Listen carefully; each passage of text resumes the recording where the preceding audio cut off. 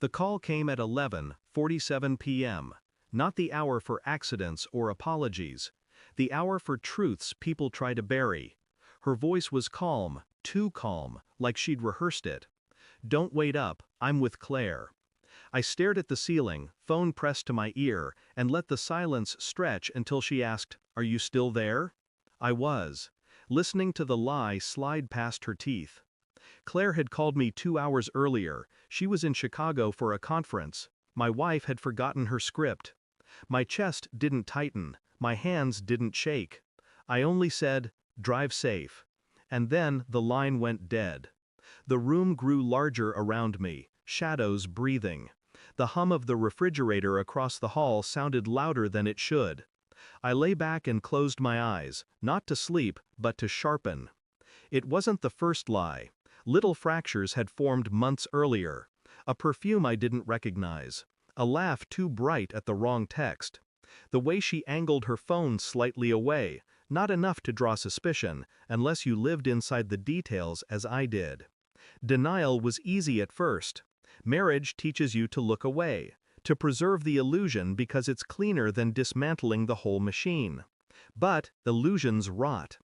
I started noticing patterns. Work late nights that ended with damp hair, not from an office shower. Sudden silences when I entered the room. She still kissed me goodnight, but it was mechanical, something she did out of obligation, like setting the alarm. Beneath every gesture, something hollow stared back at me. I told myself it was stress, a phase. I almost believed it. Almost. Until that night. Until she tripped over Claire's name and left me alone with the pieces. I moved quietly, no confrontations, no accusations. Confrontation only warns the guilty. Instead, I studied. Phone records, receipts, digital breadcrumbs. She was careless. They always are when they think the other person still plays blind. One night while she slept, I unlocked her phone with the print she'd left on the screen. Patterns revealed themselves. Late-night messages, a number she never saved under a name, ride-shares routed to the same address. I memorized it. The next morning I drove by. A townhouse on the other side of the city, curtains drawn, 2 mugs visible on the counter through the crack in the blinds. I didn't knock. I didn't need to. I ordered a DNA test kit, quiet as a whisper. Our son? Hers? Mine? Ours? I wanted truth stripped of sentiment. When the envelope arrived, I took the sample like a surgeon, precise, detached. Sent it back without ceremony. On the outside, I laughed, worked, kissed her cheek. On the inside, I measured days by the slow burn of waiting. The email arrived on a Thursday afternoon. Probability of paternity, 0. 0. Clean. Absolute. I stared at it until the words lost shape. Then I printed it, folded it once, slid it into my pocket. That night, she sat across from me at dinner. She asked about my day, smiled. I reached into my jacket, placed the folded paper beside her plate, and returned to my food. She opened it.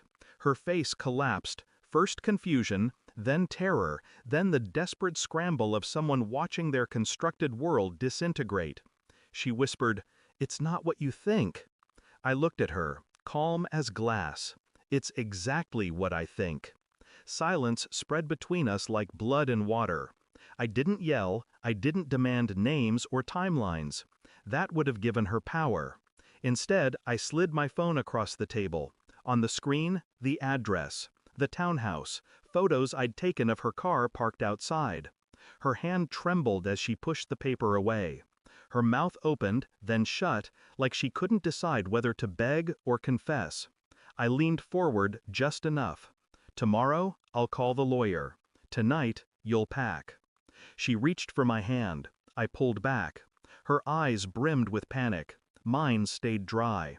When the door closed behind her, the house exhaled. I walked through each room slowly, touching nothing, listening to the silence reclaim what had been stolen. No pity rose in me, no grief, only clarity. She had built a life on deception. I had dismantled it with patience. Our son, her son, slept upstairs, unaware that the ground beneath him had shifted forever. I stood in the doorway, watching his chest rise and fall, and felt nothing but resolve. I would raise him, love him, protect him. But not for her. Never for her. Some truths don't shatter you. They carve you clean.